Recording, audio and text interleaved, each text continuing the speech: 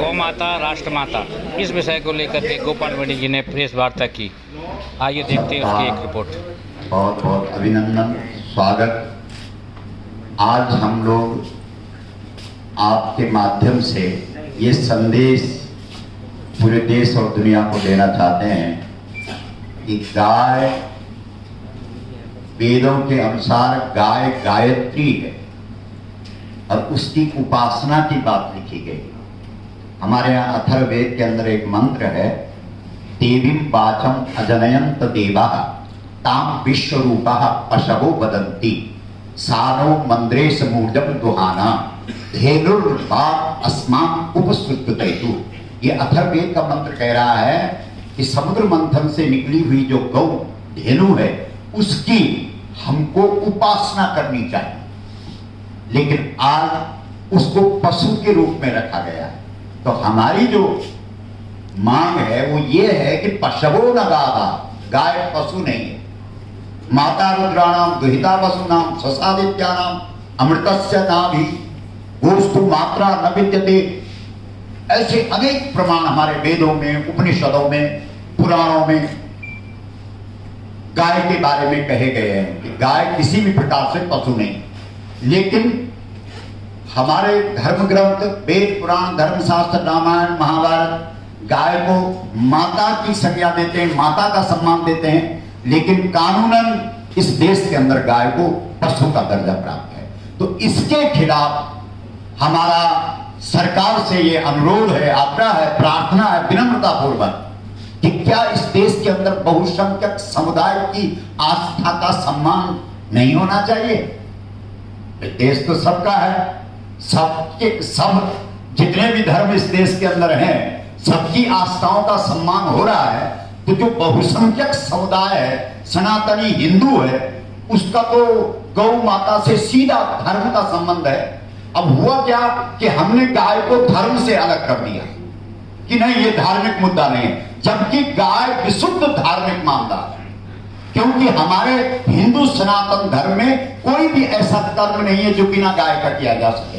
पूजा हो, पाठ हो, जप हो, तप हो, यज्ञ हो, दान हो, तीर्थ हो, व्रत हो, श्राद्ध हो, पिंड हो, तर्पण हो, कथा हो, कीर्तन हो, योग हो, कोई भी सत्कर्म बिना गाय के, मतलब जैसे हमारे यहाँ गोस्वामी तुलसीदास जी ने हनुमान चालीसा लिखी है, हम समझते हैं आज पूरे देश के अंदर हनुमान चालीसा का पाठ हो रहा है, लेकिन उस हनुमान चालीसा में भी लिखा है कि जो यह पढ़ाई हनुमान चालीसा हो सिद्धि साक्षी साक्षी गवाह गौरीसा।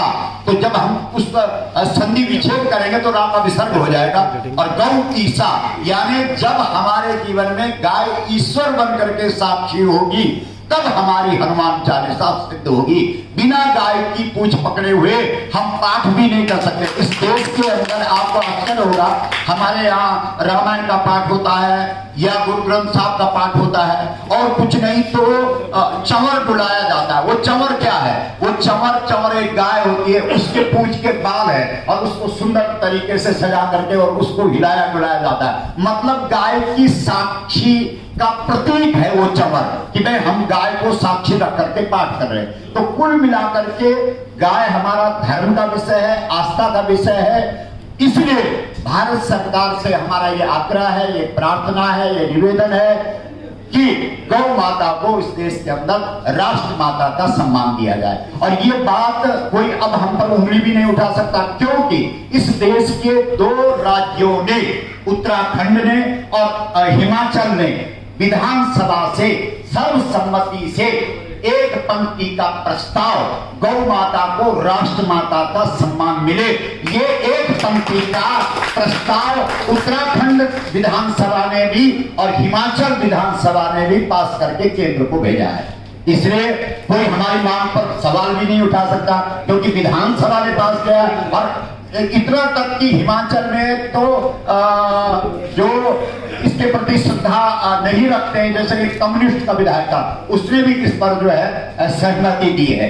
तो कुल मिलाकर के हम चाहते हैं और चारों शंकराचार्यों के, क्योंकि हमारा जो सनातन धर्म है उसमें जो हमारे सर्वोच्च गुरु है वो शंकराचार्य हैं, और इस बार चारों शंकराचार्यों के निर्देशन में, उनके पावन सानिध्य में ये जो दिव्य कार्यक्रम रखा गया है, गौ प्रतिष्ठा आंदोलन, गौ माता राष्ट्र माता प्रतिष्ठा आंदोलन, ये गोपाष्टमी जो हमारे भारतीय पद्धति के अनुसार हम तारीख के हिसाब से कोई उत्सव पर्व नहीं मनाते। हमारे यहाँ आज भी जब हम पूजा पाठ करते हैं तो पंडित जी हमको तारीख नहीं पूछते, वो या तो गोत्र पूछते हैं या तिथि पूछते हैं। तो गोत्र शब्द का अर्थ भी यही है कि गोत्र, गो यानी गाय, अत्र यानी रक्षा, मतलब हमसे यही पूछा जाता है कि आप गौ रक्षक हैं तो मैं आपसे पूजा कराऊंगा, पाठ कराऊंगा, यज्ञ कराऊंगा, दान कराऊंगा, तीर्थ कराऊंगा, व्रत कराऊंगा।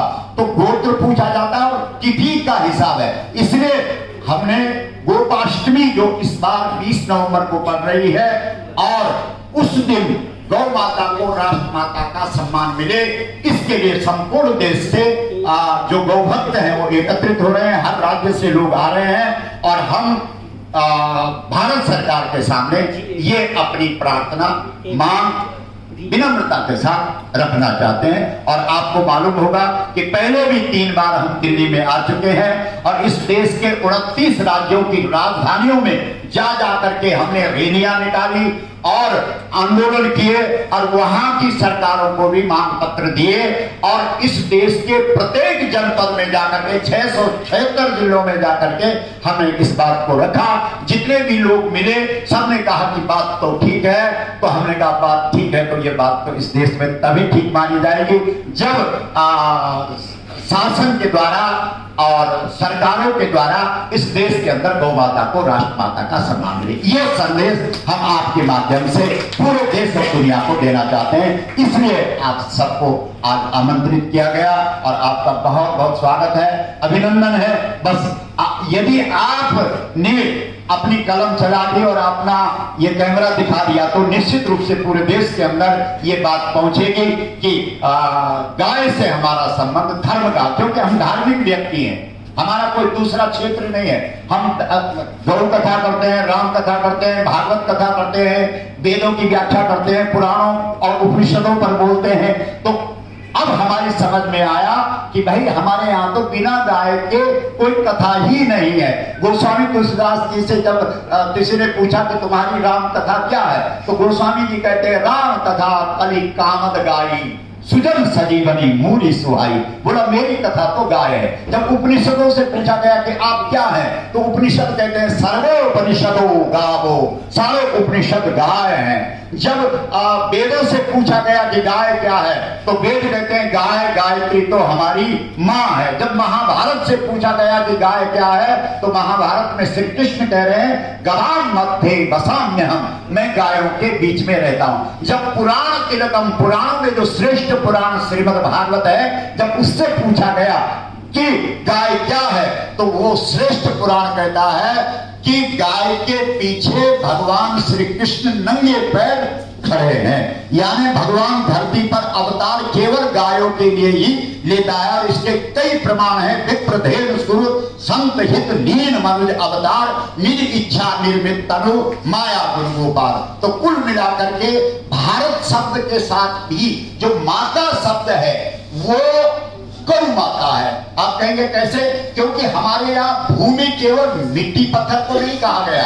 हमारी भारतीय संस्कृति भूमि जब खड़ी होती है तो वो गौ का रूप धारण करती है। वेद पुराण उपनिषद किस बात को कहते हैं? संग गौतम धारी भूमि विचारी परम विकल भय सोगा। मतलब भूमि जब दुखी हो गई, उसके ऊपर भार पड़ गया, तब वो प्रकट हो गई, तब वो गाय के रूप में प्रकट हो गई। इसलिए गाय गावो विश्वस्य माता रहा, गाय विश्वसनीय माता है, गाय सबकी माता है, गाय विश्वस्तरीय माता है। इसलिए वो जो हम भूमि को माता मानते हैं और वो माता कोई और नहीं गौ माता है, वही माता शब्द भारत शब्द के साथ जुड़ा है। जहां आज देश के अंदर इस बात पर चर्चा हो रही है, संवाद हो रहा है कि इसका नाम भारत रखा जाए कि इंडिया बोला जाए, तो वहां भारत शब्द के साथ जो माता शब्द है वो गौ माता ही है। तो ये निवेदन, ये आग्रह हमारा आपसे है, प्रार्थना है कि ये संदेश पूरे देश और दुनिया को जाए, और आपकी सहभागिता होने पर ही हम अपनी बात को पूरे देश और दुनिया तक पहुंचा सकते हैं। ये सबको ही विदित है। ठीक है, ऐसी ही तमाम बड़ी खबरों के लिए बने रहिए अखंड भारत के साथ। हमारे चैनल को लाइक कीजिए, शेयर कीजिए, सब्सक्राइब कीजिए। धन्यवाद।